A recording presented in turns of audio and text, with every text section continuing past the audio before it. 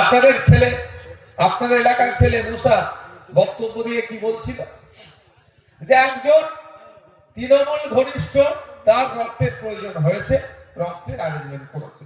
এটা কিছু মহান কাজ আমরা করিনি, আমরা কিছু মহান কাজ করিনি। আমাদের পার্টি তৈরি হয়েছে এই লক্ষ্য নেই তো যে বিপদগ্রস্ত মানুষ তার পাশে দাঁড়াবে। এখন যার রক্তের প্রয়োজন হয়েছে মানে সে বিপদে পড়েছে, খুশি মনে তো কারো রক্তের প্রয়োজন হয় না ভাই। তাহলে তার ধর্ম, জাত, বর্ণ, রাজনৈতিক পরিচয় আমরা দেখব না, আমরা চেষ্টা করব অ্যারেঞ্জ করে দেওয়া। আমাদের হাতে যদি ক্ষমতা থাকে অ্যারেঞ্জ করে দেওয়ার, করে দিই, অন্যথায় আমরা বেড টু বেড গিয়ে রক্তের ব্যবস্থা করে দিই। তার রাজনৈতিক পরিচয় কি আছে না আছে দেখার দরকার নাই। গতকালকে ভাঙড় বিধানসভায় বেওতা 2 নম্বর অঞ্চল কমিটির উদ্যোগে একটা রক্তদান শিবির হয়েছে, 630 জন রক্ত দিয়েছে। ওখানে আমি জানতাম না মানে এত ইউনিট রক্ত একজনকে দিতে হয়েছে। আমাকে ফোন আসলে আমি রেফার করে দিই আমাদের দায়িত্বশীলদের কাছে।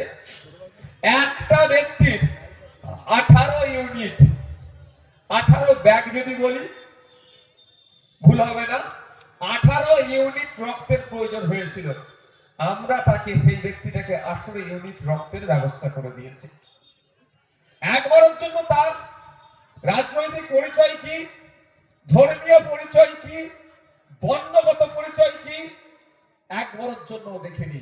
সামাজিক পরিচয়টা ওর আমার কাছে, সেও মানুষ আমিও মানুষ, এটা সামাজিক পরিচয় আমাদের, এটাতেই আমরা তাকে ব্যবস্থা করে দিচ্ছি। যারা এখনো ভাবছেন রক্ত দিলে কি হবে না হবে, দেবো কি দেবো না, আমি তাদের উদ্দেশ্যে বার্তা দিচ্ছি। পৃথিবীর 10টা ভয়ঙ্কর রোগের নাম জানেন আপনারা? যাক, 10টা ভয়ঙ্কর রোগের আমি জানতে হবে না। 10টা ভয়ঙ্কর রোগের মধ্যে 2টো ভয়ঙ্কর রোগ হচ্ছে কি জানেন?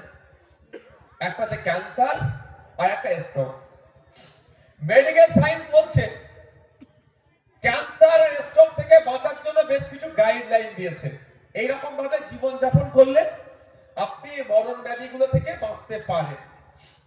সেই গাইডলাইনের মধ্যে কি উল্লেখ আছে জানেন? নিয়মিত যদি রক্তদান করা হয় তাহলে ক্যান্সার আর স্ট্রোক থেকে বাঁচার সম্ভাবনা আছে।